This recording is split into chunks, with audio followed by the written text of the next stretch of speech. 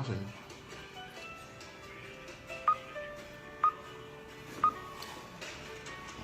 Voilà.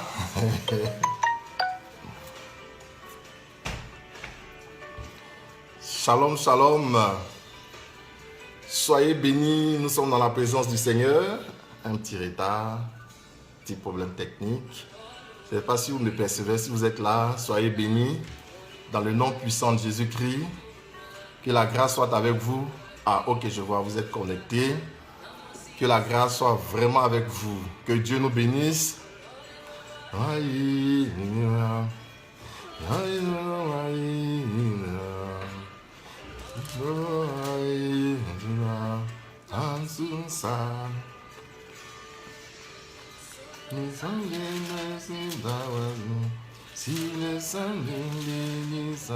Je vois Ignace, mon fils, connecté. Marie-Joseph Kwame, Marie-France Nguessan, Ruthie Rose de Saron.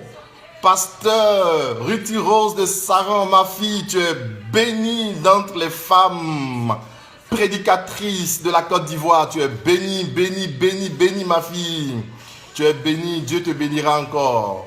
Glory, deepness, tu es bénie. Marie-Joseph Kwame, tu es bénie.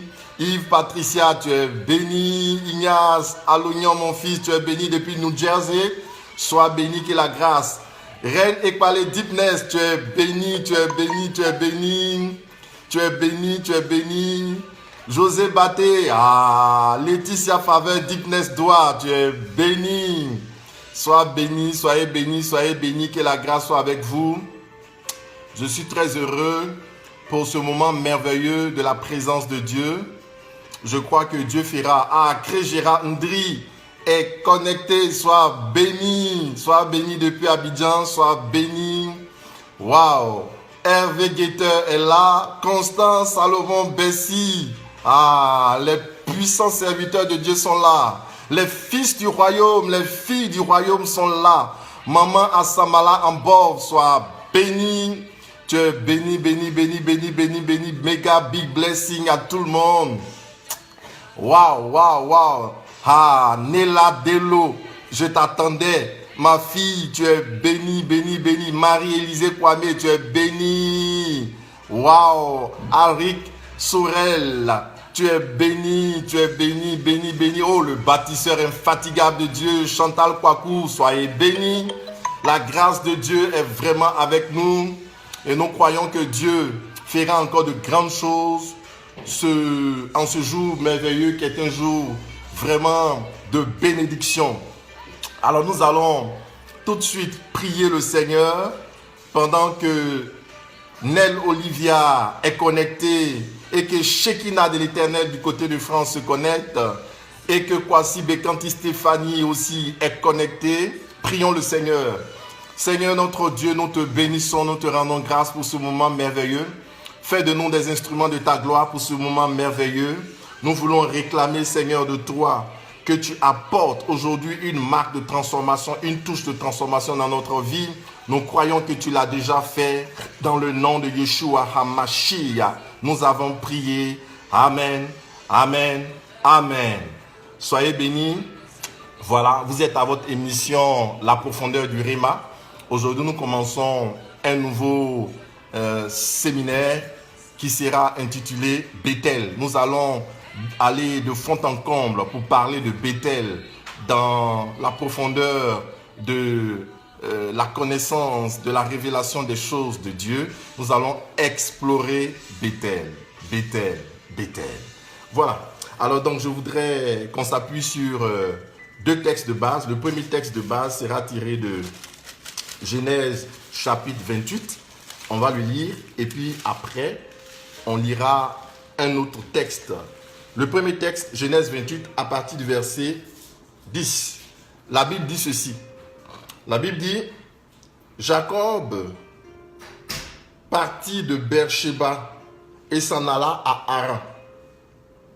Il atteignit un endroit où il passa la nuit, car le soleil était couché. Il prit l'une de ces pierres de l'endroit, il la plaça sous sa tête et il se coucha à cet endroit. Il eut un rêve. Voici qu'une échelle était dressée sur la terre et son sommet touchait le ciel. Et les anges de Dieu y montaient et descendaient. Or, l'Éternel se tenait au-dessus d'elle. Il dit, je suis l'Éternel, le Dieu d'Abraham, ton père et le Dieu d'Isaac. La terre sur laquelle tu es couché, je te la donnerai à toi et à ta descendance. Ta descendance sera innombrable comme la poussière de la terre. Tu t'étendras à l'ouest et à l'est, au nord et au sud. Toutes les familles de la terre seront bénies en toi et en ta descendance. Voici, je suis moi-même avec toi. Je te garderai partout où tu iras. Je te ramènerai dans le territoire, car je ne t'abandonnerai pas. Avant d'avoir accompli ce que je te dis, Jacob s'éveilla. Et de son sommeil, il dit, certainement, l'Éternel est présent dans cet endroit, mais moi, je ne le savais pas. Il eut de la crainte et dit que cet endroit est redoutable. C'est rien moins que la porte de Dieu, c'est la porte des cieux. Jacob se leva de bon matin, il partit. Il prit du moins la pierre qu'il avait placée sous sa tête, il l'érigea en stèle et versa de l'huile sur son sommet. Il donna le nom de Béthel à cet endroit, mais la ville avait d'abord porté le nom de Luz. Jacob fit un vœu en disant, si Dieu est avec moi et me garde sur la route où je vais, s'il me donne du pain à manger et des habits pour me vêtir, et si je retourne en paix à la maison de mon père, alors l'Éternel sera mon Dieu. Cette pierre que j'ai érigée en stèle sera la maison de Dieu. Je te donnerai la dîme de tout ce que tu me donneras. Amen. Amen. Amen. Bien-aimés dans le Seigneur, voici le premier texte qui nous parle de Béthel. Je vais lire rapidement le deuxième texte tiré de Genèse 32.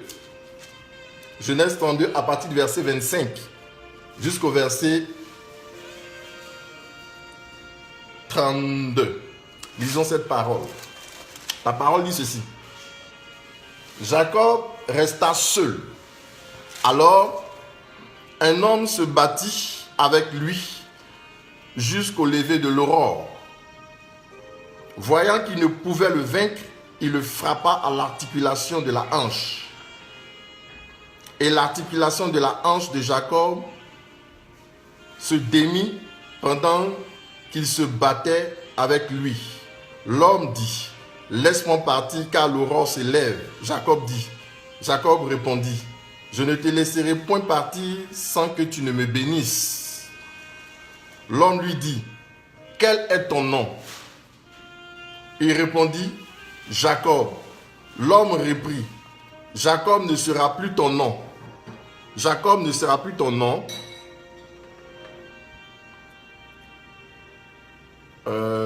Jacob ne sera plus ton nom. Le nom que tu me donneras, le nom que je te donnerai sera Israël. Car tu as lutté avec Dieu et avec les hommes et tu as été vainqueur. Jacob s'interrogea en disant, je t'en prie, indique-moi ton nom. Il répondit, pourquoi demandes-tu mon nom? Et il le bénit là. Jacob donna à cet endroit le nom de Péniel. Car, dit-il, j'ai vu Dieu face à face et mon âme a été préservée. Le soleil se levait lorsqu'il passait Péniel. Jacob boitait de la hanche. Amen. Amen. Amen. Amen. Amen. Alors Jacob boitait là. Bien-aimé dans le Seigneur. Voici ce texte merveilleux sur lequel nous allons naviguer pendant ce séminaire, puisque c'est un séminaire qui va s'étendre sur des semaines. Nous parlerons de Béthel. De quoi s'agit-il? Il s'agit ici d'un homme qui porte ce nom légendaire de Jacob. Nous le connaissons tous dans la Bible, mais nous allons voir que l'histoire de Jacob C'est un peu l'histoire de chacun de nous aussi. Ce Jacob, il était poursuivi par son frère Ésaü. Dans Genèse 27, verset 43, on dit: maintenant mon fils, écoute, parole de Rebecca, écoute ma voix, lève-toi et va te réfugier chez mon frère Laban à Haran. Donc c'est Rebecca qui a demandé à Jacob d'aller se réfugier. Et Jacob a été poursuivi par son frère Ésaü jusqu'à ce qu'il arrive à Bethel, l'histoire que nous avons tous écoutée. Mais en fait, Jacob courait parce qu'il n'avait pas la paix en fait. Il n'était pas tranquille. Jacob courait, il était terrifié.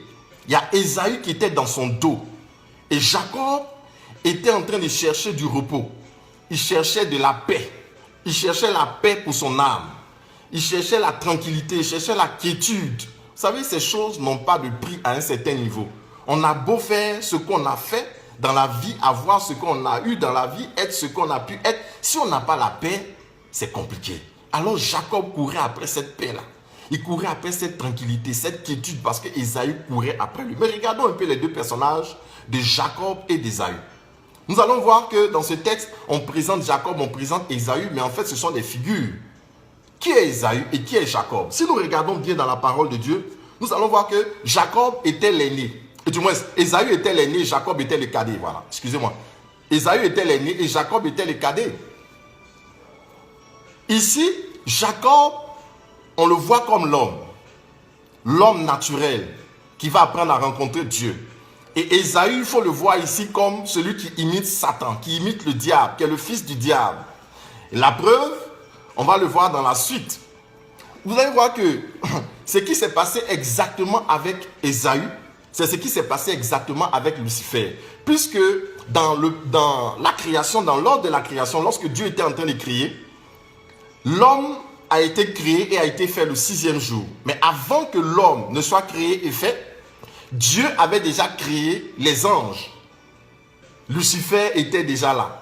Ouais, parce que on dit dans la Genèse, au commencement, Dieu créa les cieux et la terre était vide et informe. Le mot qu'on dit, c'est Tohu, il y a un chaos, il y a un affrontement, il y avait les ténèbres qui recouvraient l'abîme. Les ténèbres, c'est le lieu où le diable exerce. Donc, si on repart dans Ézéchiel 28, on voit qu'il y a eu déjà le combat entre Lucifer et l'armée, n'est-ce pas, de Dieu. Qu'on reprend, que Jean de la Croix reprend dans Apocalypse chapitre 12, il y a eu un combat dans le ciel et Michel est venu combattre le dragon rouge. Ce combat a eu lieu au commencement, ça a eu lieu à la croix et ça aura lieu à la fin.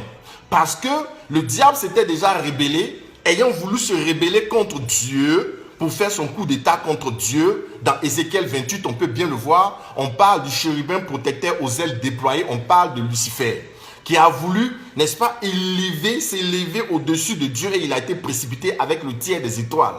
Donc cette rébellion, ce combat a déjà eu lieu. Mais vous voyez, dans l'ordre de la création, Lucifer est né par rapport à l'homme. Parce que Adam est venu après, Lucifer a été créé. Donc Lucifer ici, on peut le voir comme le fils aîné qui est incarné ici par justement celui qu'on appelle Ésaü. Et vous voyez que ce Lucifer, on dit, il a perdu son droit d'aînesse, puisqu'en tant qu'aîné, c'était lui qui devait veiller sur le trône, veiller sur le ciel. La Bible nous dit qu'il mettait le sceau à perfection. Dans Ézéchiel 28, si vous lisez à partir du verset 12, on parle du prince de Tyr, mais le prince de Tyr, en fait, c'est Lucifer. Et on dit qu'il mettait le sceau à la perfection. Il était établi sur le cœur des anges. Il était établi, n'est-ce pas, sur le cœur, ceux qui chantaient, ceux qui avaient les instruments, ceux qui étaient responsables de la louange. Il était aussi celui qui gérait le commerce. Au verset 16, on le voit, on dit, par l'importance de ton commerce, le péché est entré en toi. Donc, on parle de ce chérubin protecteur, on parle de Lucifer qui était celui qui mettait le sceau à la perfection. C'est-à-dire lorsque Dieu parle, avant que la parole ne sorte du royaume des cieux et que ça vienne s'exécuter sur la terre, c'est les anges qui prennent la parole, vous voyez bien avec Gabriel. Gabriel est venu à la parole pour annoncer ça à Marie. Mais avant que la parole ne sortait, celui qui vérifiait si la parole qui était dans le cœur de Dieu, qui était sortie, était authentique, conforme à ce que l'ange transportait, c'était Lucifer. C'est lui qui mettait le sceau à perfection. tous les documents officiels, si vous voulez un peu comme le ministre de la communication, il vérifiait le message de Dieu pour authentifier, pour certifier avant que ça descende sur la terre. Les prophéties, les promesses, toutes les paroles du trône qui descendent, lui il l'authentifie d'abord si c'est ce qui est conforme à ce que Dieu a dit. C'était un rôle très important. Dieu l'avait établi, il était riche, il avait dit ange de lumière, il brillait. Et ce homme-là, on dit qu'il a voulu faire un coup d'état, il a voulu s'élever comme Dieu, Dieu l'a précipité. Donc il a perdu son droit d'aînesse, comme Ésaü a perdu son droit d'aînesse, et il est descendu maintenant, rempli de fureur, rempli de colère après l'homme. Mais ici, on voit que Jacob est celui qui avait été, sur qui on avait prophétisé sur Jacob, que lui, il allait dominer, il allait régner. C'est-à-dire la figure de l'homme. On voit bien que plus tard, l'homme qui est devenu le cadet dans la création, après les anges, après le chérubin protecteur, après Lucifer, est venu, Dieu l'a établi dans Genèse 1, verset 18, Genèse 1, 28. Dieu lui a dit, il a béni et il a dit, soyez féconds, multipliez-vous, emplissez la terre, assujettissez et dominer. Donc il a donné le pouvoir à dominer, comme il a donné le pouvoir à Jacob de dominer sur Ésaü. Et ça n'a pas plu au diable. Dans le jardin, on va voir maintenant leur combat. Il va venir maintenant séduire la femme pour détruire. Il va la poursuivre. Il est rempli de colère, il est descendu sur la terre. C'est pourquoi la Bible dit, réjouissez-vous cieux et habitants des cieux, malheur à la terre et à la mer, car le diable est venu rempli de fureur, rempli de colère. Et la Bible dit, sachant qu'il lui reste très peu de temps à vivre. Donc il est rempli de colère comme Ésaü qui était rempli de colère après avoir été déshérité,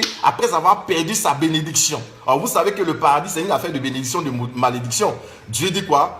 Passez à ma droite les bénis de Dieu et à ma gauche les maudits de Dieu. Donc ceux qui vont au paradis sont les bénis et ceux qui vont à l'enfer, ce sont les maudits de Dieu. C'est une question de bénis et de maudits. Bénis et de maudits. Donc qu'est-ce que Dieu va faire? Dieu va donner cette bénédiction à Jacob par la bouche d'Isaac. Mais en réalité, si vous voyez bien dans ce texte, nous allons voir que Jacob était exposé. Parce que Ésaü, on nous dit qu'Ésaü était un chasseur, un habile chasseur. C'est-à-dire un guetteur. C'est lui qui veille sur la proie. Et c'était exactement ce que Lucifer faisait au trône. Il veillait sur le trône, il se promenait. Et vous voyez, et maintenant il a changé, n'est-ce pas, de cible. Sa cible, ce n'était pas les animaux, ce n'était plus les choses. Il a dit sa cible, maintenant c'est devenu Jacob. C'est-à-dire la cible du diable était devenue l'homme. La cible du diable était devenue l'homme. Donc nous voyons aussi que Ésaü est vraiment la figure du diable. C'est pour ça que la Bible nous dit, dans Romains chapitre 9, verset 12 à 13, la Bible nous dit quoi? J'ai aimé Jacob et j'ai haï Ésaü. J'ai aimé Jacob et j'ai haï Ésaü. Et ça a créé la colère. Ça a créé vraiment dans le cœur du diable. Ça a créé en lui davantage de fureur. Parce que le diable et les anges ont commencé à se poser cette question. Et ils se disaient bien, qu'est-ce que l'homme? Dans le psaume 8, on peut bien voir dans le psaume 8, il dit qu'est-ce que l'homme pour que tu prennes soin de lui? Le fils de l'homme, il dit qu'est-ce que le fils de l'homme? Psaume 8, verset 5 à 7, on dit qu'est-ce que l'homme pour que tu te souviennes de lui? Le fils de l'homme pour que tu prennes garde à lui. Tu l'as fait de si peu inférieur à Dieu, tu l'as couronné de gloire et de splendeur, tu lui as donné, n'est-ce pas, la domination sur les œuvres de tes mains. Et tu as tout mis sur ses pieds. C'est les anges qui se plaignent comme ça de l'homme. Parce que Dieu avait pratiquement tout donné à l'homme. Mais il ne comprend pas. Lui, il a été créé beau. Il était élevé. Chérubin protecteur. Et Lucifer avait dit ange de lumière. Il est glorieux. Il est beau. Mais malgré ça, il ne comprend pas le faible que Dieu a pour l'homme. L'amour que Dieu a pour l'homme. Ésaü ne comprend pas pourquoi est-ce que Dieu, malgré tout ce qu'Ésaü était, il était le fils aîné. Il s'est battu, pourtant le cœur de Dieu était un cœur faible devant l'homme. Et ça, le diable ne supportait pas. Ésaü ne supportait pas. Donc, il courait après Ésaü. Mais pourquoi il courait avec Ésaü? Après Ésaü. Et du moins, pourquoi Ésaü courait après Jacob? Il courait après Jacob pour quelle raison? Il courait après Jacob parce que Jacob avait quelque chose d'Ésaü. Vous voyez? Jacob avait quelque chose d'Ésaü. Il a manipulé Ésaü pour prendre son droit d'aînesse. Ça, c'est un. De deux, la Bible nous dit que pour aller prendre la bénédiction de la bouche d'Isaac, Rebecca a fait fabriquer des peaux d'animaux et Jacob s'est mis dans ces peaux d'animaux pour aller. Et Jacob a posé la question de savoir, maman, mais si je m'en vais là-bas et que papa se rend compte que je ne suis pas Ésaü, est-ce qu'il ne va pas me maudire? Et non.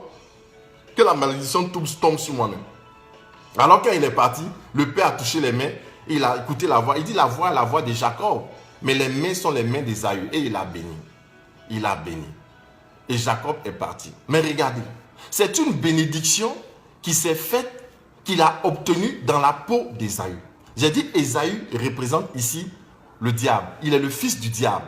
Car celui qui a vu le fils a vu le père. Vous savez, la Bible nous dit, vous êtes menteur comme votre père, le diable est menteur. Donc, Ésaü représente le fils du diable, représente le diable lui-même. Donc, si tu veux avoir une bénédiction dans la peau d'Ésaü, si tu manipules les choses pour avoir la bénédiction à la place d'Ésaü et dans la peau d'Ésaü, il est normal que tu as quelque chose de pas bien, de pas clair. Écoutez-moi très bien ce que je suis en train de vous dire. Écoutez-moi très bien maintenant. Vous voyez, ce qui se passe, c'est quoi? C'est que Jacob veut dire le rusé. Jacob veut dire le rusé, l'accapareur. Jacob veut dire celui qui utilise les moyens tordus pour avoir les choses. C'est pour ça que je parle des deux conditions de la bénédiction. Écoute-moi bien, les deux conditions de la bénédiction. Retiens bien, les deux conditions de la bénédiction. Vous voyez, il y a des gens dans la vie qui veulent avoir la bénédiction. Bénédiction veut dire quoi? Beraka, ça veut dire du bien. Il y a des gens parce qu'ils veulent qu'on dise du bien d'eux dans la société, que des hommes disent du bien d'eux dans la société, ils vont utiliser des moyens tordus, des moyens serpentés, on va dire ça comme ça, des méthodes du serpent pour avoir des bénédictions. J'ai dit, et Jacob n'est pas le seul. Repartons au père même Abraham. Abraham, le père de la foi. Lorsque Dieu a donné la promesse à Abraham qui était le père de la foi, en lui disant ceci, toi Abraham, le père de la foi, il lui dit Abraham, avant que tu sois le père de la foi, moi je veux que tu quittes ton pays, tu quittes ta parenté, tu quittes ta patrie pour aller dans le pays que je t'indiquerai. Abraham est parti. Mais Abraham voulait jouer l'intelligent. Il est parti avec Lot. Or, Lot, c'est sa parenté. Donc, il veut s'appuyer sur les choses de Dieu, mais il veut s'appuyer en même temps sur la chair.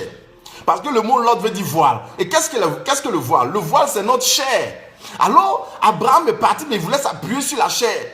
Il a la promesse de Dieu, mais il s'appuie sur la chair. Jusqu'à ce que Abraham comprenne à un moment qu'il fallait qu'il se sépare de Lot. Parce qu'il a compris que sans séparation d'avec Lot, la promesse de Dieu ne pouvait pas se réaliser. Alors Abraham a dit, si tu vas à gauche, je vais à droite. Genèse chapitre 13. Si tu vas à droite, je vais à gauche. Et alors Lot a choisi la plaine verdoyante de Sodome et Gomorrhe. Parce que la chair est toujours attirée par là où il y a l'abondance. On dit, l'homme aime ce qui frappe à l'œil. Et la chair comme ça, il a été attiré, il est parti. Abraham a pris la montagne. Et c'était là, Canaan, la terre promise. Mais si vous regardez bien dans Genèse chapitre 17, dans Genèse chapitre 17, après qu'Abraham eut 99 ans, à ce moment bien précis, Dieu parle à Abraham. Genèse chapitre 17, verset 1 à 2. Dieu dit à Abraham, Abraham,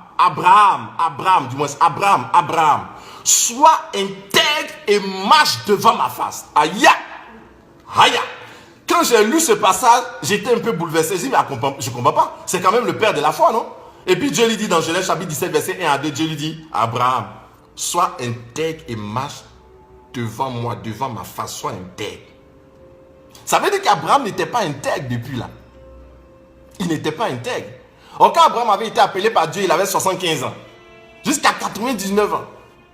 Là maintenant, Dieu lui dit, sois intègre et marche devant ma face. Frère, tu peux marcher avec Dieu pendant des années et manquer d'intégrité. C'est quoi l'intégrité?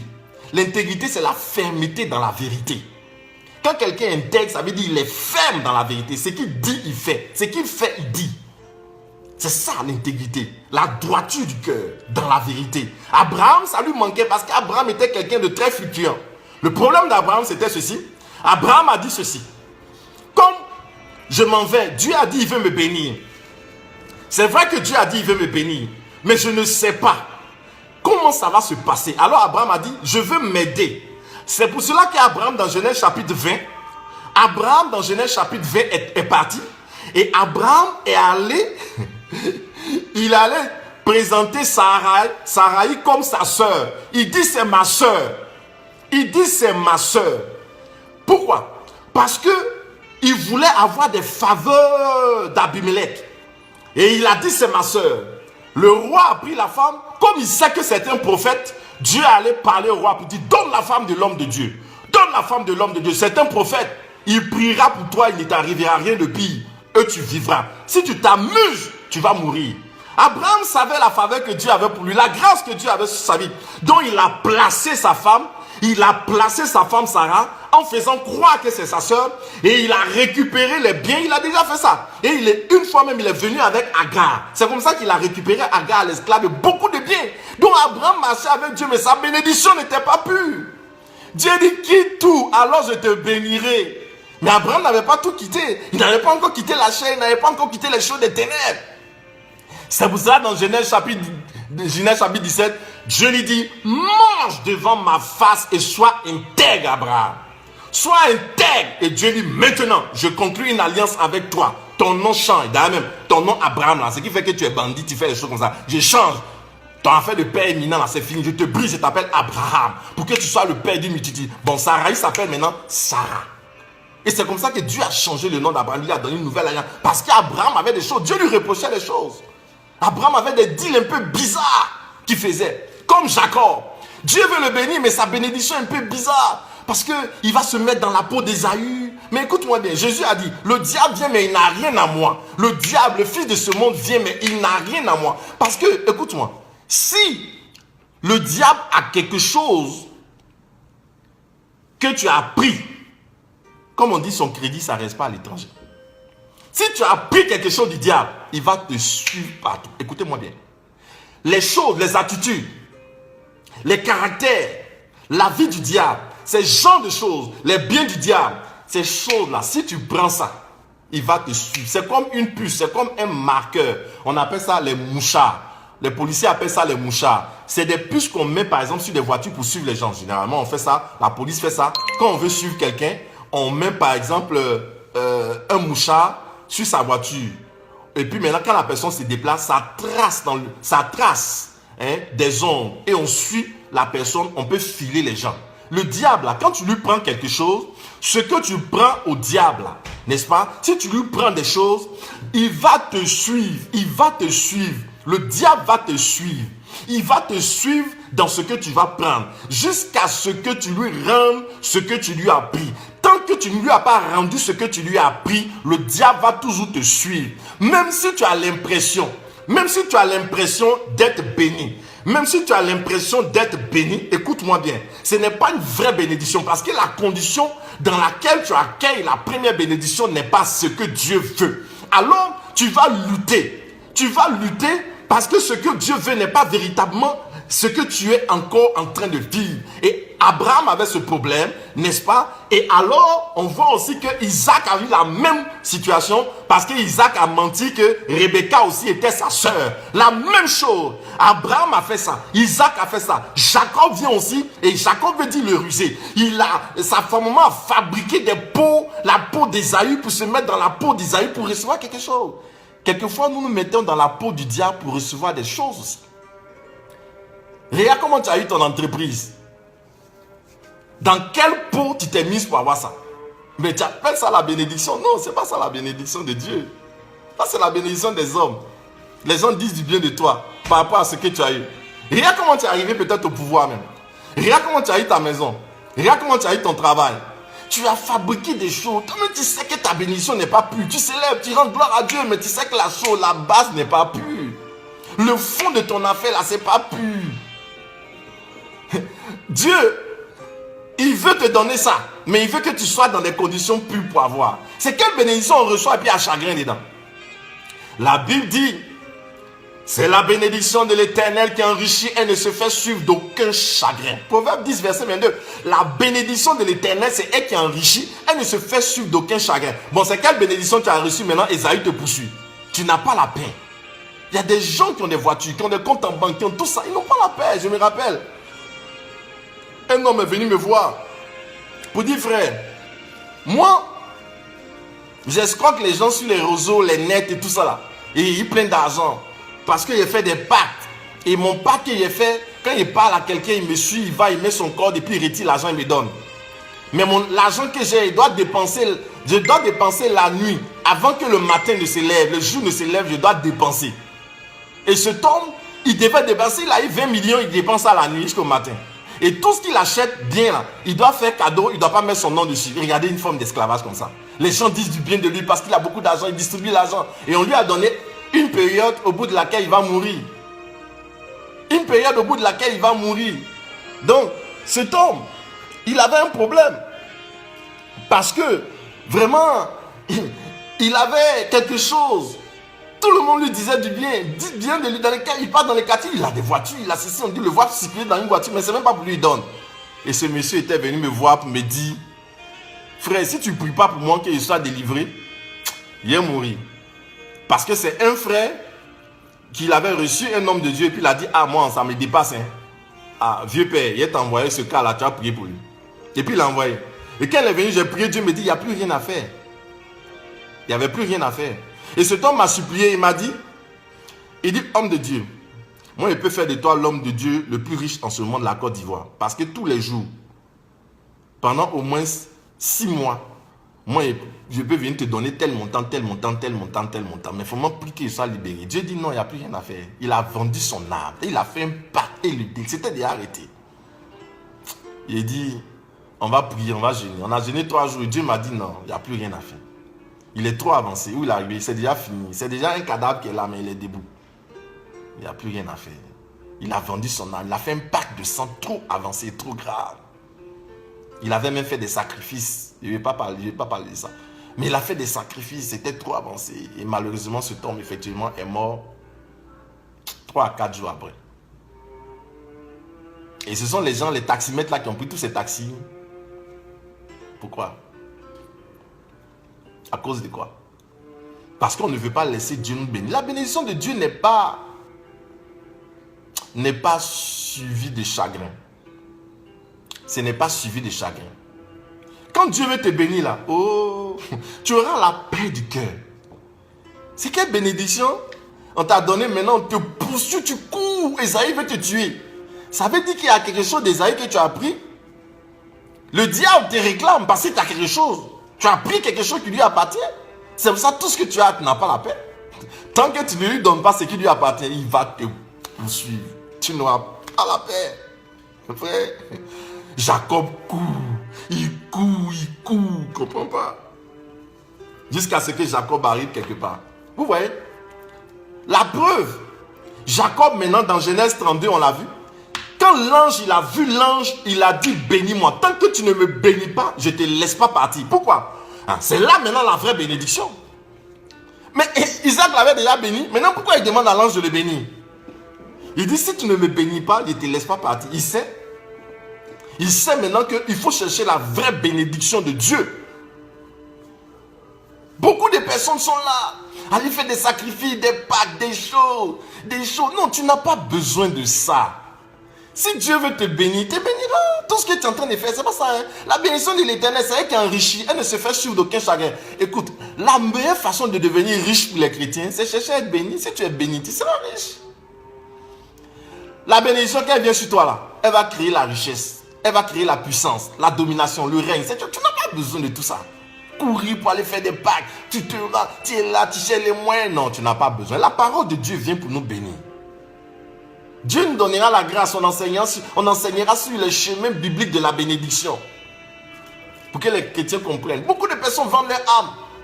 Beaucoup de personnes font des pactes. Partissent avec le diable. Tu es allé faire tes trucs, maintenant après ça chauffe. Maintenant tu dis non, que oui, ça là c'est Dieu qui m'a donné. Quel Dieu t'a donné? Mais quand tu te mettais dans la peau d'Ésaü, là, tu n'as pas vu. Tu as porté la peau d'Ésaü. Ésaü l'accapareur. Ésaü le fils du diable. Et la Bible nous dit Dieu même a rejeté Ésaü.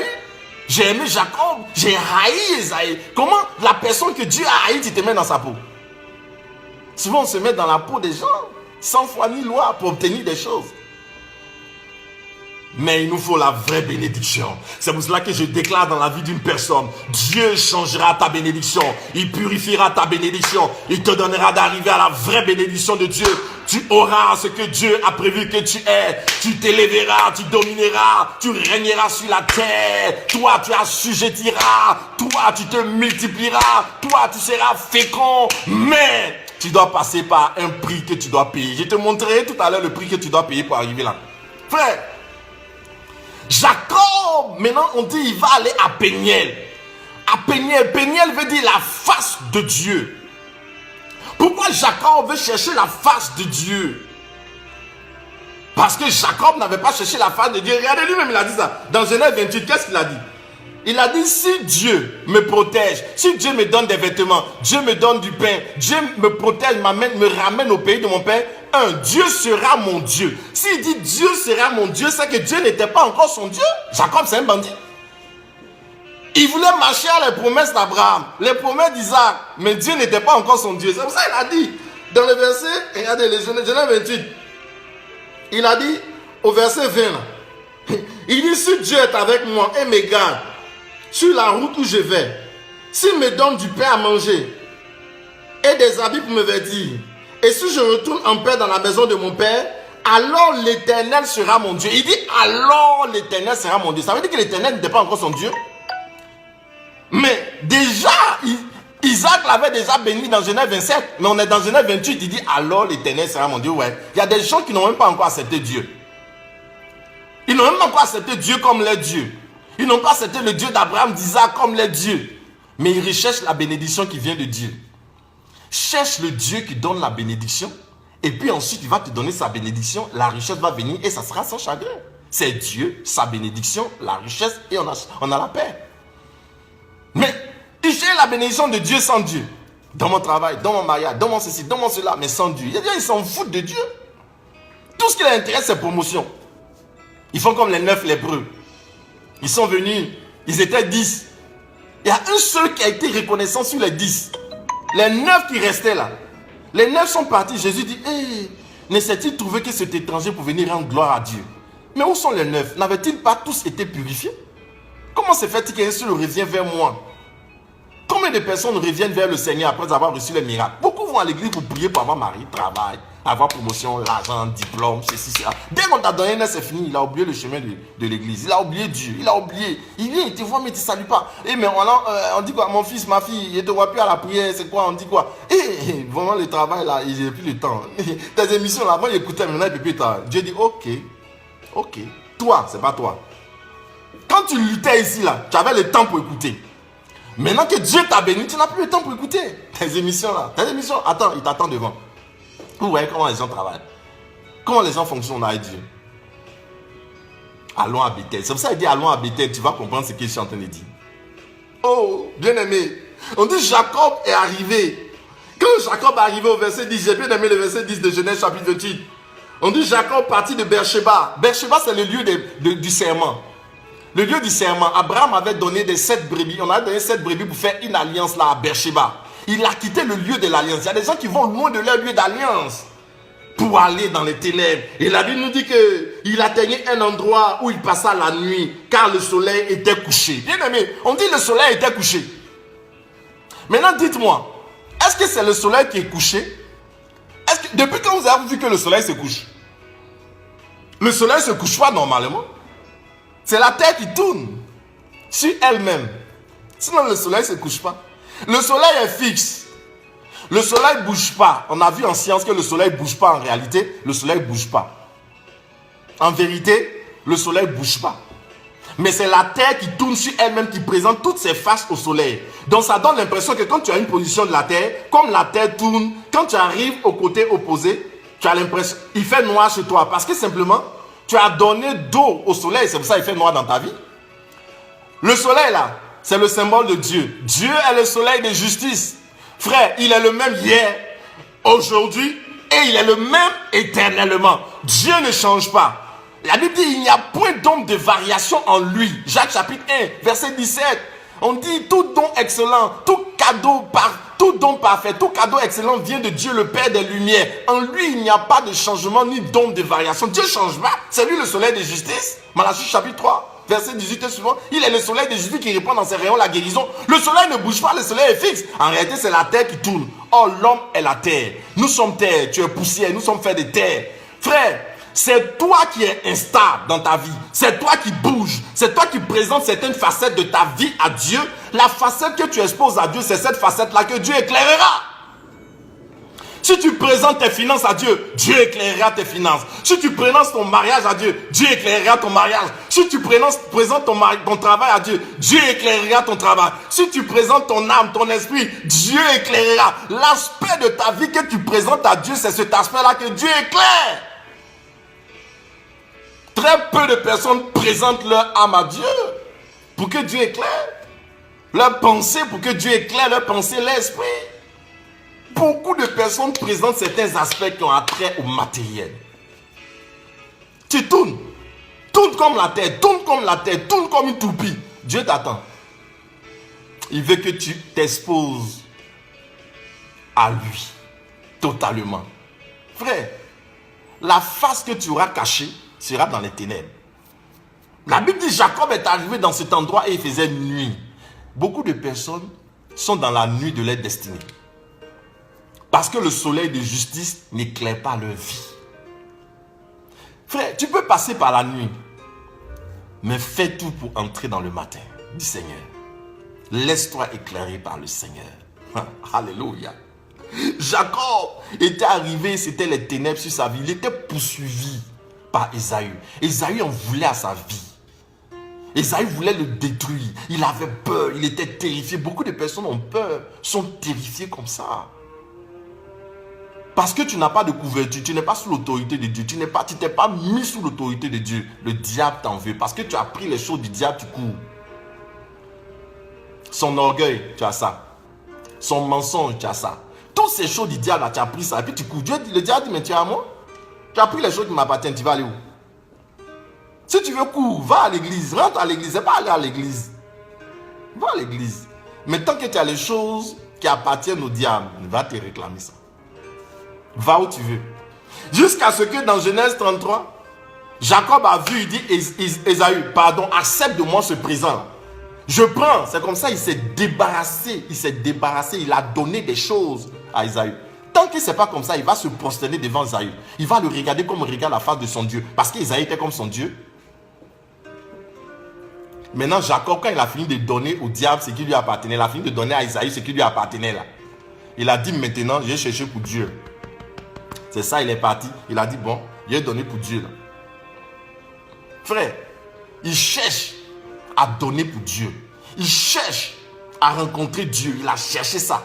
Pour dire, je dois chercher la face de Dieu. Péniel veut dire la face de Dieu. Écoute-moi bien. Pour arriver à découvrir la face de Dieu, pour que le soleil brille sur toi, pour que le matin du Seigneur se lève sur toi, tu as besoin de te détourner de ta vie. Regardez, lorsque Moïse est parti là où il y avait le buisson, on dit le buisson était en feu mais ne consumait pas. Alors Moïse s'est détourné pour voir ce qui s'est passé. Il a entendu la voix de Dieu. Bien aimé, c'est à toi de chercher à contourner, à te détourner de la vie que tu mènes pour pouvoir rencontrer le feu de Dieu, pour pouvoir rencontrer la lumière de Dieu, pour pouvoir rencontrer la face de Dieu. Et quand Moïse a fait ce détour, il s'est détourné de sa vie. Il a cherché à rencontrer le Seigneur. Et la Bible dit quoi? La Bible dit, Dieu lui a dit maintenant, Moïse, mets ta main ici. Il a mis sa main sur son cœur. Sors, c'est la lèpre. Jette ton bâton, il jette le bâton, ça devient un serpent. Dieu lui dit ceci, regarde, tu vois. Le bâton avec lequel tu régnais, le bâton avec lequel tu gouvernais là, c'était le diable qui était en bas. Il y a des gens qui sont élevés, qui règnent, qui sont puissants, mais c'est le diable qui est en bas de leur pouvoir. Le cœur là, il sort, c'est la lèpre. La lèpre n'est pas seulement extérieure, ça est dans le cœur. Il dit, regarde ton cœur, Moïse, change ton cœur et change ce qu'il te faut pour régner. C'est alors là que Moïse maintenant va commencer à faire sa marche avec Dieu. Frère, nous avons un problème. Notre problème, c'est de nous détourner de notre façon de vivre. Ça veut dire quoi convertir? Convertir, ça veut dire se détourner de la vie que tu mènes, qui fait que le diable te réclame quelque chose là. Détourne-toi de ça. Tant que tu ne te détournes pas de ça, tu ne pourras pas voir la lumière de Dieu jaillir sur toi. La face de Dieu ne peut pas briller sur toi tant que tu ne te détournes pas de cette vie. Tu as besoin de te détourner de cette vie d'abord, avant de pouvoir maintenant voir la face de Dieu briller lui sur toi. Voir la face de Dieu briller lui sur toi. Tu as besoin de te détourner de la face de Dieu, de la face du monde, pour aller embraser la face de Dieu, bien aimé dans le Seigneur. Maintenant, Lorsque Jacob va dans l'expérience de Péniel, ce qui est intéressant, la Bible nous dit Jacob resta seul. Au verset 25 de Genèse 32, on dit Jacob resta seul. Alors, un homme se battit avec lui jusqu'au lever de l'aurore. Jusqu'au lever de l'aurore. Pourquoi on dit jusqu'au lever de l'aurore? Ça veut dire qu'il était dans la nuit. Parce qu'il y a la nuit, l'aurore et le matin. Donc c'est pour ça qu'il dit que Jacob était en train de traverser la nuit de sa vie.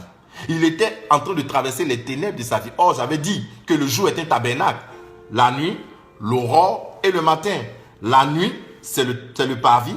L'aurore, c'est le lieu saint. Et le matin, c'est le lieu très saint. J'ai dit, l'Égypte, c'est le parvis, qui correspond à la nuit, c'est-à-dire les ténèbres. Et puis, le désert, c'est l'aurore. Ça correspond, n'est-ce pas, ça correspond au désert. Et puis, maintenant, le matin, ça correspond à Canaan. C'est-à-dire, là où Dieu se manifeste, parce qu'il se manifeste dans le lieu très saint. Jacob était dans la phase de la nuit de sa vie. Bien aimé, écoutez-moi. Lorsque tu traverses la nuit de ta vie, parce que tu traites encore avec le diable, en réalité, il a des choses en toi. Il te réclame des choses, il va toujours te poursuivre. Tu n'auras pas la paix du Seigneur. Tu as besoin de voir Dieu laisser sa face, lui, sur toi. Dieu doit laisser briller sa face sur toi. Mais la face de Dieu, lui, sur toi. Le soleil de justice se lève dans le lieu très saint, c'est-à-dire au matin. C'est là le soleil brille. Tu as besoin de quitter la nuit pour passer à l'aurore, pour aller au matin. Or, vous savez que les anges viennent, mais les anges doivent repartir avant que l'aurore ne se lève. Parce que le matin ne les trouve pas là. Et ils sont dans le matin, ils sont dans l'éternité. Donc, ils viennent sur la terre et ils repartent dans l'éternité. Mais il ne faut pas que l'aurore les trouve là. Il faut qu'ils partent rapidement. Le matin ne doit même pas les trouver là, il doit partir rapidement. Alors, l'ange dit, je vais partir. Mais on dit, Jacob se trouva seul. Écoute-moi bien. Lorsque Dieu veut entrer dans ta vie pour changer ta vie, changer ta destinée, à un certain moment de ta vie, tu vas te trouver seul. Poursuivi par le diable, poursuivi par... On dit, Jacob a laissé sa femme de l'autre côté là-bas. Il a laissé ses enfants de l'autre côté. Et puis il a traversé le gué de Yabot. Il a traversé l'eau. Chaque fois qu'il voyait dans la Bible la traversée de l'eau, ça marque un changement. L'eau est le symbole du baptême, c'est-à-dire changement de vie. Donc Jacob va traverser l'eau pour montrer qu'il change de vie. Mais alors, chez Jacob, il demande à être béni. Dieu dit, on n'est pas béni facilement comme ça.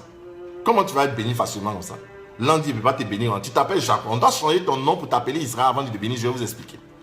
Alors Jacob va arriver dans cet endroit. Et la Bible dit Jacob se trouva seul. Jacob se trouva seul. Pourquoi la Bible dit Jacob était seul? Bien aimé, avant que Dieu n'entre dans ta vie, tu as besoin d'être seul avec Dieu. Il y a une phase de ta vie où tout le monde va t'abandonner. Quand tu vas commencer à faire ton expérience avec Dieu, tu vas te retrouver seul. Ce n'est pas une affaire de ton papa, ta maman. De la même manière qu'au paradis, tu vas te retrouver seul en train d'être jugé. Il y a une phase de ta vie avant de rencontrer le Seigneur, tu dois être seul. Dieu veut un cœur à cœur avec toi. Si tu n'apprends pas à être seul, tu ne pourras pas. Mais alors, écoute-moi bien. Dieu ne va pas te laisser seul. Parce que celui qui est seul est dangereux. Dieu va t'amener une présence. Tu sais pourquoi Dieu fait ça? Dieu te fera passer par la solitude. Regarde ce qu'il dit. Il n'est pas bon que l'homme soit seul. Parce que quand tu commences à être seul, tu risques de te prendre pour Dieu. Écoute-moi bien. Le chiffre 1, c'est le chiffre de Dieu. Écoutez-moi très bien ça. Le chiffre 1, c'est le chiffre de Dieu. Quand tu es seul, tu vas te prendre pour Dieu et tu vas tout mettre en désordre autour de toi parce qu'il n'y a personne pour être ton miroir. C'est pour ça que Dieu dit, je lui ferai un vis-à-vis. Dieu dit à l'homme, il n'est pas bon que l'homme soit seul, je lui ferai un vis-à-vis. C'est-à-dire un miroir. Oh my God, oh my God. Est-ce que tu comprends ce qu'il est en train de dire? Parce que le chiffre 1, c'est le chiffre de Dieu. Si l'homme est seul, quand Dieu a fait Adam, aussi longtemps qu'Adam était seul, il allait se prendre pour Dieu. Il donnait les noms aux animaux, au soleil. Il nommait les animaux du moins. Il nommait les animaux, il nommait les bêtes des champs, il nommait toutes ces choses. Et tout ça, le soleil avait déjà été nommé. Il nommait les bêtes des champs, il nommait les choses qui étaient dans le jardin. Tout ça, il donnait tous les noms à ces choses. Amen. Il donnait les noms. Donc il se prenait pour Dieu. Dieu dit celui-là, si il est là seul, il va penser qu'il est Dieu. Il n'y a pas de Dieu. Donc la preuve qu'il n'est pas Dieu, j'envoie la femme. Le chiffre 2, c'est le chiffre du témoignage. La femme est venue comme un témoin que l'homme n'est pas Dieu. la femme vient dans la vie d'une personne pour démontrer que l'homme n'est pas Dieu. Je vais le dire autrement. Lorsque tu vis et que tu es seul, Dieu t'amène quelqu'un dans ta vie pour te démontrer que tu n'es pas Dieu. On dit ici, la femme, n'est-ce pas, qui soit son vis-à-vis comme un miroir. Quand tu te regardes devant, tu es devant un miroir, que tu te regardes devant le miroir, c'est là que tu vois tes imperfections. C'est là que tu vois que peut-être il y a une impureté dans tes yeux. C'est là que tu vois que tes cheveux n'ont pas été bien peignés. C'est là que tu vas voir que ton nez n'est pas, etc., etc. Tu vois qu'il y a la saleté ici, etc. Le miroir te permet de voir tes imperfections, de voir tes défauts, afin de te montrer que tu n'es pas parfait. Or, Jacques nous dit que la parole de Dieu est comme le miroir. C'est pour cela que lorsque la parole de Dieu est devant toi, c'est là que tu vois tes faiblesses et tu vois que tu n'es pas parfait. La femme, elle est venue dans la vie d'Adam pour montrer à Adam qu'il n'était pas parfait, pour montrer à Adam qu'il n'est pas Dieu. C'est pour ça qu'il y a des gens qui disent, oh, la femme là, elle me fatigue trop. C'est quoi ça? C'est elle qui part toujours dans la maison. Elle est tout en train de faire des réponses. Mais la femme vient te montrer que tu n'es pas Dieu et que tu as des défauts. C'est l'autre qui te montre que tu as des défauts. C'est l'autre qui te montre aussi que tu grandis. C'est pour cela que c'est le témoignage d'un autre qui est beau. C'est le témoignage d'un autre qui vaut mieux que ton propre témoignage. La Bible dit qu'un autre te loue et non toi-même. Un étranger et non tes lèvres. C'est la louange qui vient des autres qui fait que tu es grand. Sinon, si les autres t'ont dit, je suis ça, je suis ceci, je suis cela. S'il est dans les jardins, je suis ça, mais c'est Dieu. Non, c'est pour ça que Dieu lui-même l'a dit, ah, quand il a réalisé tout ça, Dieu lui a dit, attends, il fait venir l'homme. Comme ça, l'homme va venir témoigner que je suis bon. C'est pour ça qu'il veut qu'on le loue, qu'on l'adore. Parce que, comme ça, on lui donne la gloire. Parce que la seule chose que Dieu ne peut pas faire, c'est de se louer lui-même, de s'adorer lui-même. Donc, il envoie l'homme pour dire ce que lui il est. C'est l'homme qui doit dire à Dieu ce que Dieu est. Donc toi, si tu vis seul, tu as besoin de quelqu'un d'autre pour dire ce que tu es. Donc, alors que Jacob était seul, la solitude, ça te permet de penser, de rentrer en toi. Mais après, Dieu va t'envoyer quelqu'un. La Bible, Dieu a envoyé l'ange pour lui faire comprendre que Jacob a fait un problème. Il dit, Jacob, depuis que tu marches, tu es en train de faire ça là. Et dis-moi, quel est ton nom? Il dit, il m'appelle Jacob. Il dit, ah bon, tu veux quoi? Il dit, je vais être béni. Il dit, tu veux être béni? Mais pour être béni, il faut qu'il change ton nom d'abord. Le nom que tu portes là, tu ne vois pas. Le nom que tu portes là, tu ne vois pas. Ton nom, ce n'est pas Jacob. Jacob dit quoi? Le rusé, le rusé. La Bible dit dans Genèse chapitre 3 que le serpent était le plus rusé de tous les animaux des champs. Donc Jacob, Dieu est en train de te dire quoi? Dieu est en train de te dire Jacob. Dieu est en train de te dire que toi, tu es le rusé. Tu veux la bénédiction de Dieu, mais tu as les caractères, tu as le critère, tu as la nature du diable. Non, on te dit, il doit changer ton nom. Dieu a changé ton nom, mais comment on change le nom? Dieu change le nom à la croix. Dieu change le nom d'une personne à la croix. C'est à la croix que Dieu change notre identité. C'est pour ça que Philippiens chapitre 2 verset 8 nous dit quoi? Oh, la Bible dit que Dieu l'a souverainement élevé et lui a donné le nom qui est au-dessus de tout nom, afin que toute langue confesse, tout genou fléchisse et toute langue confesse qu'il est Seigneur. Dieu lui a donné le nom qui est au-dessus de tous les noms. Mais la Bible dit, il s'est humilié, il s'est fait obéissant jusqu'à la croix, jusqu'à la mort sur la croix. C'est pour ça où Dieu, son Dieu l'a élevé. Donc, la croix est le lieu où Dieu change ton identité. Frère, lorsque Dieu veut changer ton identité, il te fait traverser la croix. Il te fait traverser la Pâque. C'est pour cela que la Bible nous dit que tu veux être béni. Tu veux faire partie de l'assemblée des bénis. Les bénis de Dieu, c'est les chrétiens. Tu veux faire partie de cette assemblée. Écoute-moi bien. Il faut que tu expérimentes la Pâque. C'est quoi la Pâque? Le mot Pâque, c'est en hébreu Pessa.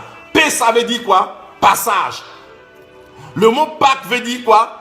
Passer. Le mot Pâque veut dire quoi? Passer au-dessus. Le mot Pâque veut dire quoi? Boiter à la bande, délébo. Le mot Pâque veut dire boiter. Le mot Pâque veut dire boiter. Donc, lorsque l'ange est venu, l'ange a cassé la hanche de Jacob. Jacob a commencé à boiter. C'est-à-dire, il expérimentait la Pâque et les calabans. Écoutez-moi bien. Bien aimé dans le Seigneur. Tu veux marcher avec Dieu. Tu veux changer ton identité. Tu as besoin que l'ange cache ta hanche. C'est-à-dire, tu dois expérimenter la Pâque. Parce que lorsque tu te trouves dans le lieu, dans le parvis, tu dois déchirer le voile qui te permet d'arriver au lieu saint. Ce voile-là, c'est ce qu'on appelle la chair. Tant que tu n'as pas crucifié la chair, c'est quoi? La Pâque, c'est quoi? C'est le fait de crucifier la chair. La chair avec ses désirs et ses passions. Lorsque tu n'as pas déchiré la chair, tu n'as pas crucifié la chair avec ses désirs et ses passions, il y a un voile sur toi. Il y a un voile qui te couvre, qui fait que le soleil brille, mais toi, tu es toujours dans les ténèbres. C'est ce voile de ta chair que tu dois crucifier. Les choses que tu aimes, les choses du monde, les choses qui t'attirent, les choses, le regard, la convoitise des yeux, la convoitise de la chair, l'orgueil de la vie, ces choses-là, tu dois abandonner. Si tu veux vraiment que le voile se déchire, si tu veux expérimenter la Pâque, pour que Dieu change ton identité. Car ton nom c'était Jacob. Mais lorsque tu crucifieras la chair, alors ton nom sera Israël. Tu deviendras prince. Tu deviendras prince de Dieu. Je parle à quelqu'un qui m'écoute. Dieu est sur le point de changer ton histoire. Il est sur le point de te faire expérimenter une Pâque. Il veut crucifier ta chair. Comment on crucifie la chair? Avec la parole. Lorsque tu as décidé de marcher avec la parole qui est comme une épée, la chair étant le voile, la parole va déchirer le voile de ta vie. Quand la parole déchire le voile de ta vie, tu vas commencer à voir les choses de Dieu autrement. C'est là que Dieu va commencer maintenant son histoire avec toi. Dieu va changer ton nom. Sinon, tu obtiens des faveurs par grâce. Tu obtiens des choses par grâce, mais tu n'as pas encore expérimenté la Pâque. Tu veux que l'un te bénisse. Tu veux que Dieu te bénisse. Accepte qu'il casse ta hanche. Pour que tu passes à l'aurore. Et maintenant, Jacob était à l'aurore. Quand il est à l'aurore, il lutte avec l'ange. Et il dit quoi?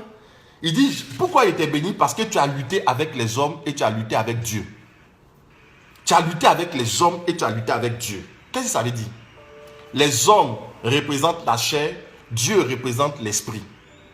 Bien aimé, si tu veux véritablement passer de l'autre côté pour que Dieu te bénisse, tu vas lutter toujours entre la chair et Dieu. La chair te tire vers le monde, comme le peuple de Dieu était attiré vers l'Égypte. Et puis l'esprit te tire vers Dieu. Tu ne vois pas que quand tu as envie de faire les choses de Dieu, il y a une force qui veut te détourner de là. Tu cliques sur les choses de Dieu. Quand tu cliques sur la chaîne, un peu seulement, tu veux couper. Là, tu as regardé. Déjà même, tu es impatient, tu regardes ta montre. Mais si tu peux t'asseoir pour regarder match de Milan AC, tu peux regarder pendant 90 minutes, ton cœur ne bat même pas. Si c'est pour aller à un concert des stars, tu peux t'asseoir là-bas 3 heures de temps, ça ne te dit rien. Vous savez, c'est plus facile de bâtir le veau d'or que de bâtir les tabernacles. Les gens, ils aiment bien, ils affectionnent les choses du monde. Mais passer le temps dans la présence de Dieu, on est en train de prier, il regarde sa montre. Il regarde ce qu'il va faire. Il y a 24 heures dans la journée. 24 heures dans la journée. Même si tu veux prendre la dîme de 24 heures, c'est combien? C'est 2 heures. 2 heures, on va dire 2h15 comme ça. Tu ne peux même pas donner 2h15 de temps à Dieu dans la journée. Dans 24 heures, donne 10% à Dieu. Tu n'es pas capable. Mais tu peux t'asseoir pour faire les gossipages, parler sur Internet, WhatsApp, avec les gens. Les choses, des bêtises qui n'ont même pas de sens, qui ne vont même pas t'amener quelque part. Mais quand on t'assoit, assieds-toi pour écouter la parole de Dieu, pour prier, tu ne peux pas. Est-ce que tu vois? C'est ça. Tu luttes dans la chair. Tu veux. C'est pour ça Paul dit, le bien que je vais faire, il n'arrive pas à faire. Mais le mal qu'il ne veut pas faire, là, c'est ça qu'il fait. La chair m'attire. Mais Dieu aussi m'attire. C'est ça, on dit, tu as lutté entre Dieu et les hommes, mais tu as été vainqueur. Parce que tu as pris une décision. Je suis en train de parler à quelqu'un ici qui va prendre une décision. Tu dois prendre une décision de faire le pas décisif. Qu'est-ce qui te retire? Qu'est-ce qui t'attire? Frère, Dieu te met seul pour que tu te sentes Dieu. Mais après, il t'envoie quelqu'un pour te montrer que tu vois. Regarde, ce que tu es en train de faire là, c'est pas ça la vie. Tu vis pour une maison, tu vis pour un travail, tu vis pour une promotion, tu vis pour un concours, un examen, tu vis pour un poste, tu vis pour de l'argent, tu vis pour des honneurs, tu vis pour la gloire. Dieu dit, c'est pas ça. Vis pour moi. Est-ce que véritablement tu m'as rencontré? Est-ce que tu as quitté tes ténèbres, tu as laissé ce que le diable avait toi, les crédits du diable, est-ce que tu lui as donné?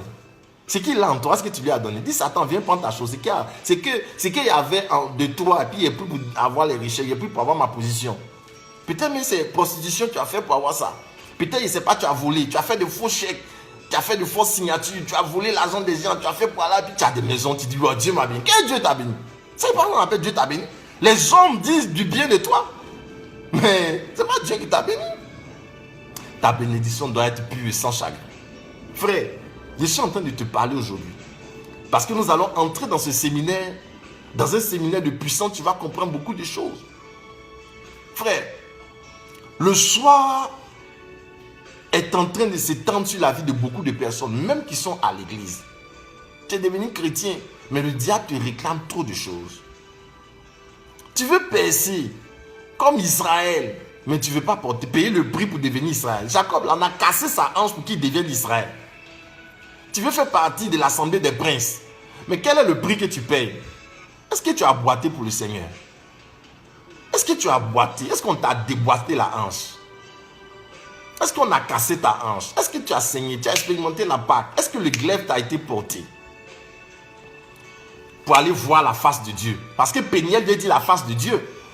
Beaucoup de personnes vont dans la face de Dieu, ils vont à l'église, ils vont devant la face de Dieu, mais ça ne change pas. Pourquoi? Parce que tu es parti avec un voile, tu es parti couvert, tu es parti avec la chair. Donc tu es dans les ténèbres, même si on t'a exposé à la lumière. Le soleil, lui, mais quand on a tourné dos au soleil, tu es dans les ténèbres. Pendant qu'il fait jour quelque part, dans d'autres pays, actuellement il fait nuit chez toi.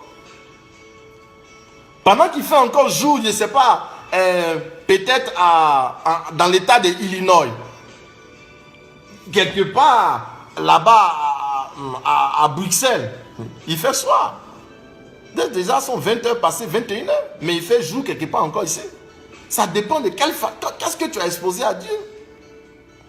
Tu es allé devant la face. C'est pour ça que David a dit, fais-lui sur moi ta face. Fais-lui sur moi ta face.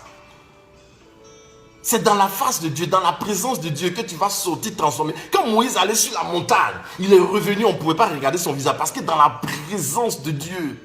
Oh, béni Dieu. La première fois, je donne gloire à Dieu qui a fait 40 jours de jeûne.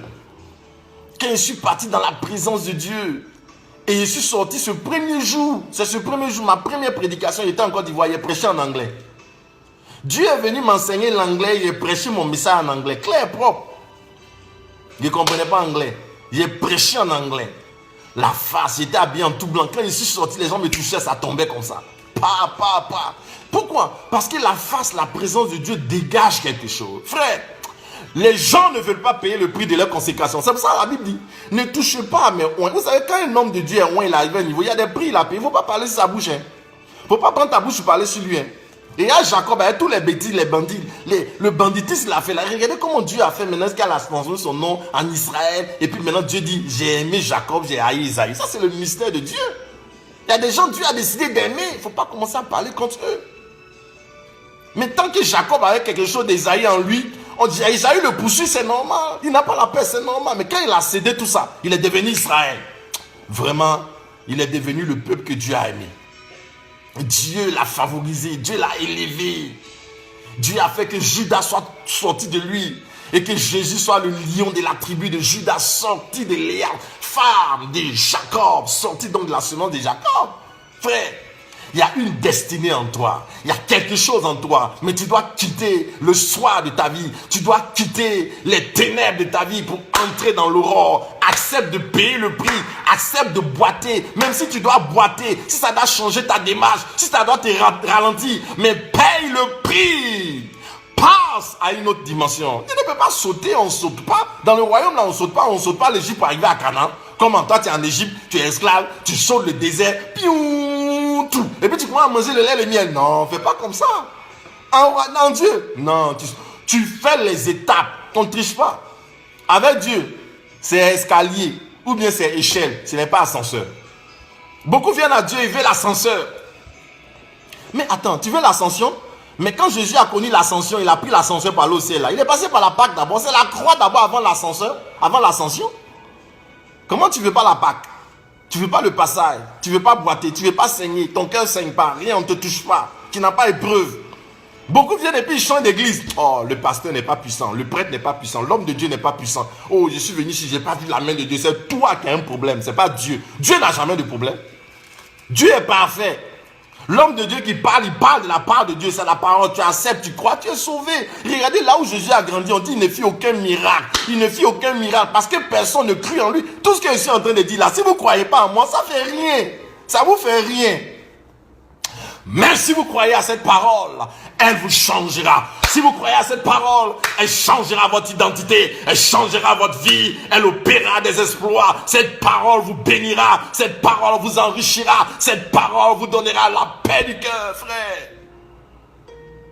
Oh, vraiment, Dieu est un Dieu bon. Si tu entends cette parole que je suis en train de prêcher aujourd'hui, c'est le premier jour de notre séminaire. On va monter le jeudi prochain encore en hauteur. Je suis en train de te faire comprendre quelque chose. Bethel veut dire la maison de Dieu. On n'entre pas dans la maison de Dieu n'importe comment. On le verra jeudi prochain. Je parlerai de la pierre qui ouvre l'œil. Écoute-moi. Laisse les ténèbres. remets au diable, pendant que tu entends ma voix, va donner au diable ce que tu lui as appris. Il te réclame.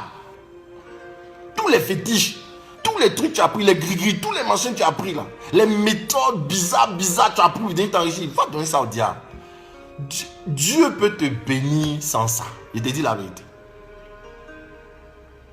C'est ça qui fait même que ça tarde à venir.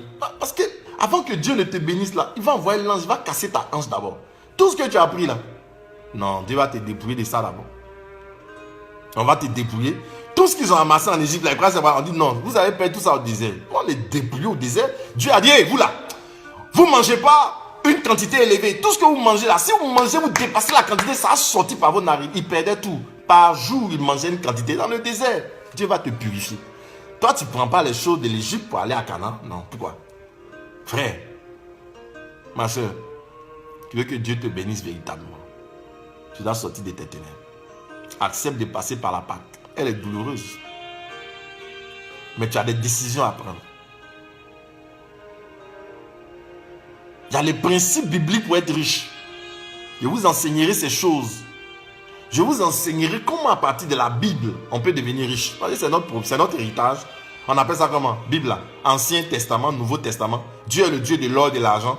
Donc nous sommes ses fils. Il y a un testament. Notre nom est dedans. Pourquoi on va devenir riche? C'est normal. C'est pas les chrétiens sont ignorants, ils ne savent pas. Ils sont se pavaner dans les choses du monde. Les gens les blaguent. Et puis en Dieu, on peut devenir riche. En Dieu, on peut devenir riche. En Dieu, on peut devenir prospère. En Dieu, on peut être élevé. En Dieu, on peut avoir une promotion. La promotion ne vient ni de l'Est, ni de l'Ouest. Elle vient de l'Éternel. Nous verrons lorsque nous allons parler de l'échelle. Écoute-moi bien. Dieu a tellement de projets pour toi. Tellement de plans. Tellement de programmes pour toi. Mais tu as simplement besoin de laisser son soleil s'élever sur toi. Si tu as entendu ma voix aujourd'hui, que tu ne connaissais pas le Seigneur Jésus. Si tu ne connaissais pas Jésus, alors je vais simplement te dire de faire cette prière avec moi. Si tu ne connaissais pas Jésus, tu m'écoutes. Et tu veux véritablement le rencontrer. Ou alors, si tu avais entendu parler de lui, mais tu fréquentais l'église. Tu allais à l'église, mais tu n'étais pas de l'église. Tu allais côtoyer le royaume, tu n'étais pas du royaume. Alors tu as fait cette prière avec moi, mettant ta main sur ton cœur. Tu dis je veux retourner, ou bien peut-être tu es retourné dans le monde, reparti. Tu dis je veux repartir. Fais cette prière avec moi. Seigneur Jésus, je te demande pardon pour mes fautes, pour mes péchés. Répands ton sang sur moi et lave-moi. J'ai péché contre toi. Je suis pécheur. Rachète-moi par ton sang, le sang de la croix qui a coulé de notre Seigneur, de notre Sauveur et de notre Seigneur Jésus-Christ. Lave-moi par ce sang, Seigneur. Jésus-Christ devient mon aîné et Dieu devient mon Père. Merci de m'accepter dans ta maison. Merci de faire en sorte que le Saint-Esprit soit mon héritage, car Jésus-Christ est mon Sauveur et mon Seigneur. Amen. Amen. Amen. Si tu as fait cette prière, sache que Jésus-Christ est miséricordieux pour entrer dans ta vie, pour te toucher. Alors, l'autre étape que tu dois faire, c'est simplement de toucher d'aller à l'église la plus proche. Regarde dans les environs, il y a une église proche. Tu vas t'inscrire et tu vois les hommes de Dieu qui sont là-bas. C'est peut-être une église catholique, c'est peut-être une église de ton choix. Tu iras et tu diras, j'ai vraiment fait une prière, j'ai rencontré le Seigneur. Je voudrais faire ma marche avec le Seigneur. On te montrera comment tu vas faire pour être baptisé, pour entrer dans les cieux. Et ton histoire de Bethel va commencer. Tu vas entrer sur une terre nouvelle. Tu vas commencer à marcher avec le Seigneur. Et tu vas voir les promesses de Dieu devenir réalité pour toi dans ta vie. Si tu m'as écouté aujourd'hui, Jésus-Christ veut entrer dans ta vie. Il veut véritablement se manifester dans ta vie. Il veut te guérir de ton passé. Il veut te restaurer. Il veut te donner véritablement d'avoir la bénédiction qui vient de lui. La bénédiction qui vient de lui. Celle qui ne se fait suivre d'aucun chagrin. Alléluia. Alors, je voudrais bénir Dieu pour ce moment. Nous allons nous arrêter là aujourd'hui. La parole, nous allons nous arrêter là. Je voudrais simplement que nous nous disposions à entrer dans ce temps dans ce temps parce que le Seigneur me met à cœur qu'il va bénir, entre guillemets, sauvagement des personnes. Il va bénir, entre guillemets, sauvagement des personnes, ceux qui seront disposés. Bénir sauvagement des personnes. Jusqu'à la fin de ce séminaire, je publie un temps de jeûne. Je publie un temps de jeûne. Jusqu'à la fin de ce séminaire, je publie un temps de jeûne. Jusqu'à la fin de ce séminaire, je publie un temps de jeûne. Jusqu'à la fin de ce séminaire, je publie un temps de jeûne. Lundi, mardi, mercredi. Tous les lundis, mardi, mercredi, nous allons jeûner. Lundi, mardi, mercredi, nous jeûnons. Et le jeudi, nous allons faire la rencontre pour la prière. Lundi, mardi, mercredi, nous jeûnons. Et le jeudi, nous entrons, n'est-ce pas, dans ce temps de prière du jeudi. Le jeûne, il n'est pas obligatoirement au fruit à l'eau. Ceux qui veulent faire au fruit à l'eau font. Ceux qui veulent faire un jeûne normal, ils mangent normalement à partir de 18h, ils le font. Ceux qui veulent faire un jeûne sec sans manger, du lundi au mercredi, ils le font. Ceux qui veulent faire au pain et à l'eau, comme vous voulez, mais c'est un temps de privation. Ceux qui sont malades, vous vous abstenez de vous priver de repas, mais vous faites le jeûne de la langue, le jeûne des yeux. Pas que vos yeux s'arrêtent sur des choses bizarres. Votre langue dit et condamne des choses bizarres, dit des choses. Voilà. Donc faites le jeûne de la langue, jeûne des yeux. Voilà. Il n'y a pas le temps d'expliquer tout ça. Mais un jour on parlera du jeûne par la grâce de Dieu. Donc, jusqu'à ce qu'on finisse le séminaire de Bethel, lundi, mardi, mercredi, on est en jeûne. Et jeudi, nous prenons le temps de prière. Vous allez voir des portes qui vont s'ouvrir. Et méditez ce passage-là. Ces deux passages que je vous ai donnés. Je reprends ces deux passages. Genèse chapitre 28, verset 10 au verset 21. Genèse chapitre 28, verset 10 au verset 21. Et puis Genèse chapitre 32. Genèse chapitre 32, à partir du verset 23 jusqu'au verset 32. Genèse 32, 23 à 32. Genèse 32, 23 à 32. Ouais. Quand on renverse 32, ça fait 23. Genèse 32, 23 à 32. Genèse 32, 23 à 32. Vous méditez ce passage pendant ces 2 jours. Dites au Seigneur, vous lui dites, Seigneur, je ne veux plus ce que le diable a. Ce que le diable, n'est-ce pas, a en moi. Ce que j'ai du diable. Ce que je possède qui appartient au diable. Je ne veux plus ça. Je veux lui donner sa chose. Le péché, ça appartient au diable. Viens prendre ta chose. Le mal, ça appartient au diable. La haine, ça appartient au diable. Viens prendre ta chose. Je ne veux plus. Les méthodes bizarres pour devenir riche, pour s'élever, je ne veux plus. Viens prendre ta chose, le diable. Quand c'est séparé, il ne veut pas de comptes. Il ne veut pas que Dieu me demande des comptes demain. Donc, je veux marcher avec les méthodes de Dieu maintenant. Que Dieu me bénisse clairement. Et pendant ces 3 premiers jours, lundi, mardi, mercredi. Donc ça veut dire la semaine prochaine, lundi, mardi, mercredi, on jeûne. On prend un repas le mercredi soir et le jeudi, nous nous retrouvons pour la prière. Chaque semaine de ce séminaire, vous allez voir comment Dieu va ouvrir les portes. Parce que Dieu m'a parlé. Dieu m'a parlé de façon très claire. Il m'a dit, je veux ouvrir la porte. Je veux donner une véritable bénédiction. Mais c'est parce que beaucoup de choses qui appartiennent au diable, n'est-ce pas, sont dans la vie de beaucoup de personnes. C'est pour ça que je n'arrive pas à me manifester, je n'arrive pas à ouvrir le ciel. Ils n'ont qu'à faire l'expérience de se dépouiller, de crucifier la chair, d'accepter d'offrir à Dieu, d'accepter d'offrir au diable ce qu'ils ont emprunté du diable. Qu'à laisser, ils vont voir. Je ne sais pas, toi-même tu connais ta vie, tu sais ce que tu as pris qui appartient au diable. Tu sais ce qui appartient au diable que tu as retenu dans ta vie. Lâche, libère, donne sa chose. Pour qu'il te donne la paix. Pour que tu aies la paix du cœur.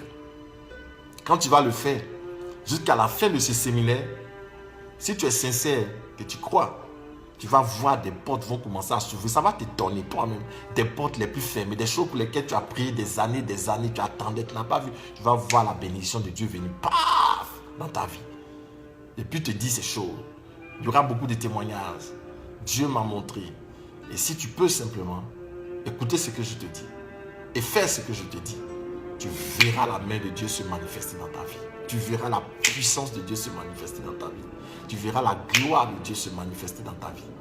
Écoute-moi, Dieu a un plan parfait pour toi. Dieu a un plan merveilleux pour toi. Et je sais une chose, c'est que tu n'étais pas connecté au hasard.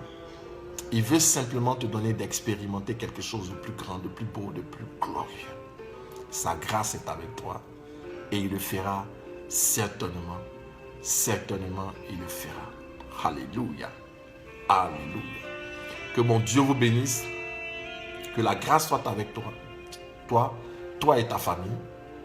Et jeudi prochain, nous allons nous retrouver. Même heure, même fidélité. Mais avant, je vais prier pour les malades. Tous ceux qui sont malades, je vais prier pour eux. Prier pour tous ceux qui sont liés. Peut-être tu as pris quelque chose au diable. Aujourd'hui, tu veux te détacher, tu n'arrives pas. Peut-être c'est une habitude et tu n'arrives pas. Je veux prier pour toi pour que tu puisses être libéré. Je vais le dire. Je ne voulais pas le dire, je vais le dire.